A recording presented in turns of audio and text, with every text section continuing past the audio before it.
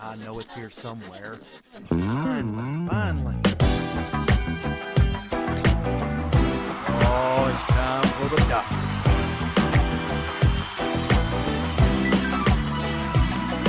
You're listening to Dr. Bill, the computer curmudgeon. Take it away, Doctor. Well, it's that time again, and the doctor is in. It's time once again for Dr. Bill, the computer curmudgeon. And we've got a great show for you today. Yes, indeed. Number 465 in our series of cool technology videos. You say, Dr. Bill, you are patting yourself on the back. Actually, I'm not, because I couldn't reach my back very easily to pat myself on the back. What can I say? Anyway, we have cool stuff for you. We are proud members of the Tech Podcast Network, techpodcast.com. If it's tech, which is hard to say, it's right here on Dr. Bill, the computer curmudgeon. We are also proud members of the International Association of Internet Broadcasters. Yes. Well, you'll be glad to know that I have a button. I'm not talking about these buttons. I have those buttons. I've had those buttons before. Get my beard straightened out. No, I'm talking about a button on my Stream Deck. It is a button that allows me to put up the blog. The blog, of course, in question is drbill.tv. See, there it is, right there. drbill.tv, the website. And I encourage you to go to that website and check it out, because that's where from I get the stories that we talk about. I don't know what to do with my hands. Anyway, it's a problem that I have. One of many problems, as you well know. But this week on the program, boy, I'm starting off rough, but it's okay. We have a lot of things to talk about. Many things to talk about. I have my Sony A5100 mirrorless DSLR. Nah, that's a lot to say. But I have it there. It's my camera. And I'm using it finally after all this time of not using it. Do I have? Yes, I do. Back here I have a box. You say you're excited about a box. Yes, I am. This particular box. This box is my CamLink 4K box. Yes, but within this box was an Elgato CamLink 4K, which is not in the box at the moment because it's actually in use, connecting my camera to my computer, where I can use it on the show. And then I have this microphone here. Let me bring it up. You'll hear squeaking from the stand. But this microphone is actually an older microphone. It's been around a long time, like I have. No, this microphone is a CAD U37 USB microphone. It is very sensitive, which is why when I move things, you hear it, because it's so sensitive. But that's what makes it such a good microphone. It's a USB microphone, and I have found that even though I've had it for over 8 years, it's actually still a really good microphone to use. I've got I've got a Rode NT microphone. I've had Shure microphones. I've had other Rode microphones. I've had the MXL microphone. I've had so many microphones. My wife is like, aren't you going through microphones? And now here I am using an 8-year-old microphone.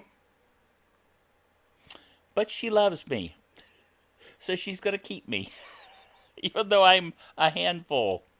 What can I say? Well, anyway, on the show, the reason I go over all this tech is because I know some of you like to keep up with what technology I'm using to do the show. And some of you don't care at all.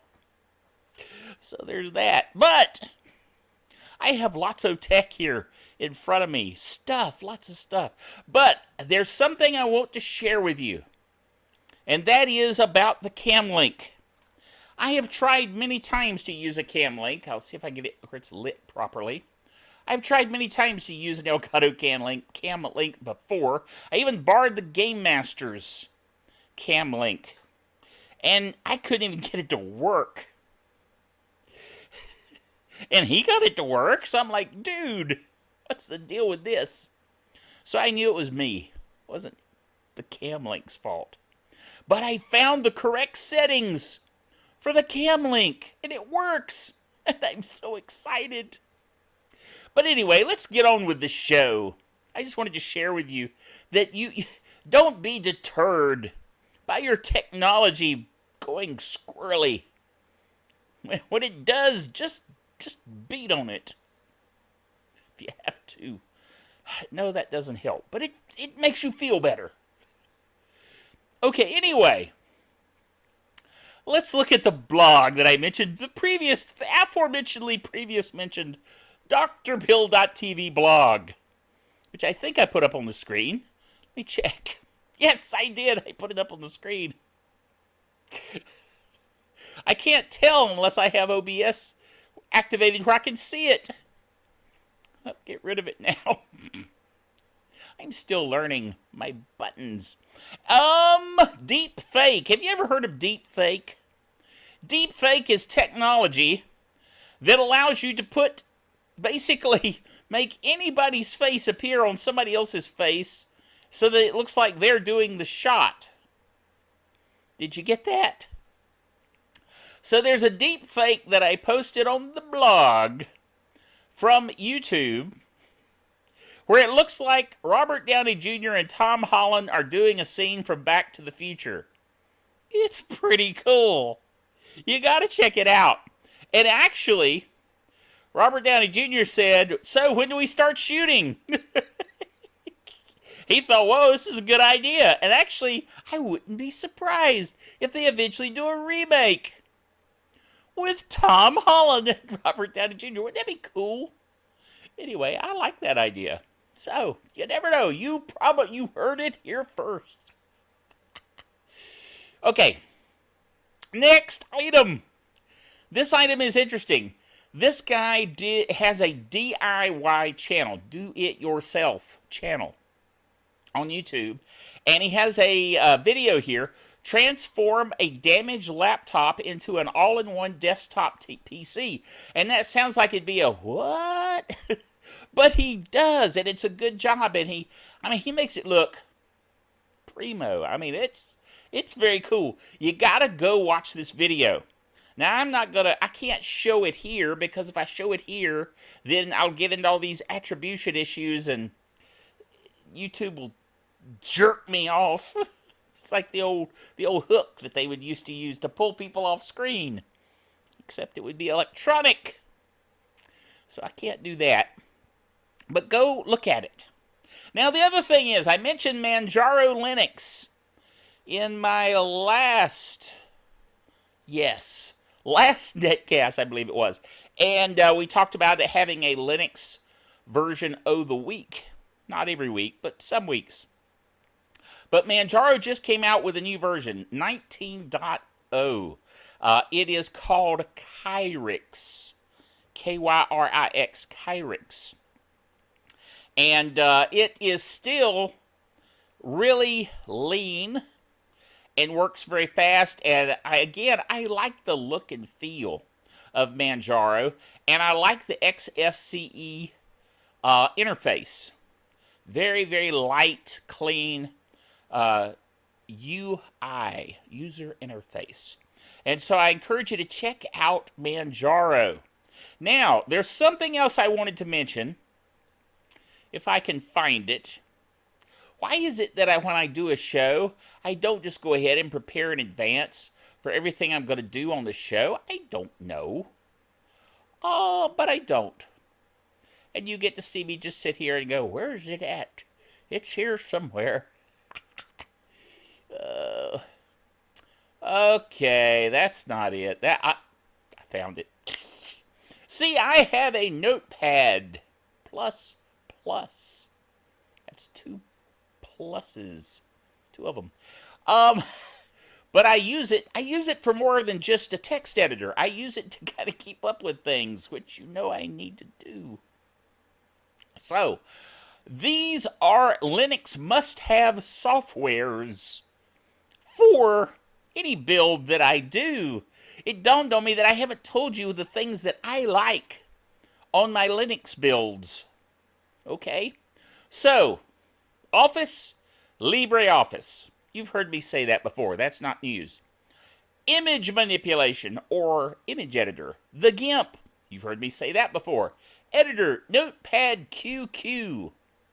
Now, that's like Notepad++ on Windows, but on Linux, it's Notepad QQ. Now, I know you can run Notepad++ for Windows under Wine, but Notepad QQ is native, okay? And it looks and feels exactly the same, so why not? Okay, screenshots. To do screenshot captures, I use FlameShot. Okay, FlameShot is a program that is available at flameshot.js.org. Okay, and that's great for doing a screen capture, screenshot kind of thing. All right, browser. I have installed. I usually most distros that I get include Firefox already. Usually I'll go ahead and install Chromium, but these days I have taken to using Vivaldi or Brave, and they both are available for Linux. So I encourage you to check those out. I like Brave. The other computer curmudgeon friend of mine turned me on to Brave, and I really like it. For audio, VLC, of course. VLC for Linux.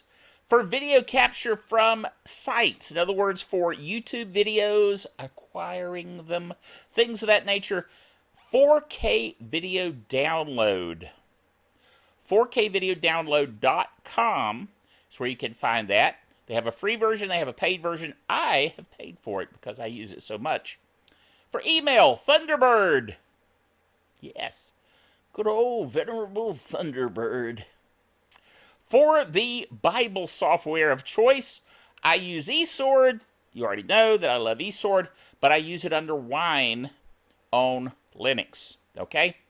For VPN, I use IPVanish, which, by the way, shameless plug here. If you're looking for a great VPN, go to drbill.tv/VPN in all caps, VPN. And you'll get a great deal on IPVanish. So I use IPVanish for Linux as well.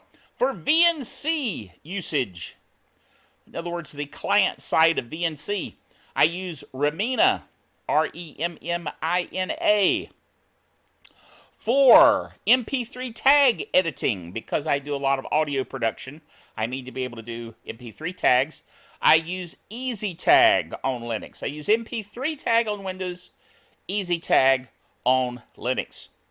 PC cleaner and monitor, I use Stacer. I showed you a little bit of Stacer in 2 shows ago. Okay, so check that out. STACER, Stacer. All right, where am I at? Dropbox. I use Dropbox for Dropbox.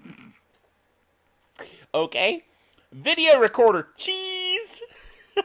I like that. I use Cheese, which is a webcam type software for Linux. Screen recorder, simple screen recorder because it's simple. And I like simple things. And then games, Frozen Bubble. I've told you about how much I like Frozen Bubble. It's very mindless to use, and I like that. And then WYSIWYG. What you see is what you get. HTML editor.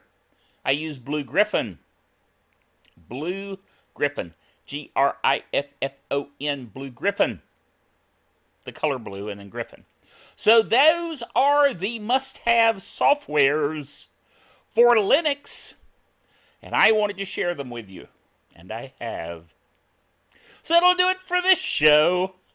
Hope you enjoyed it. Sorry it got a little long, but I had a lot of things to talk about. I'm going to go into a little more detail on the tweak that I made for the CamLink, because if other people have run into this issue that I did, you possibly will be thrilled to find out what the answer is. So I may do that maybe in the next show. We'll see. You'll just have to stay tuned. So until next time, remember that the doctor is out of here.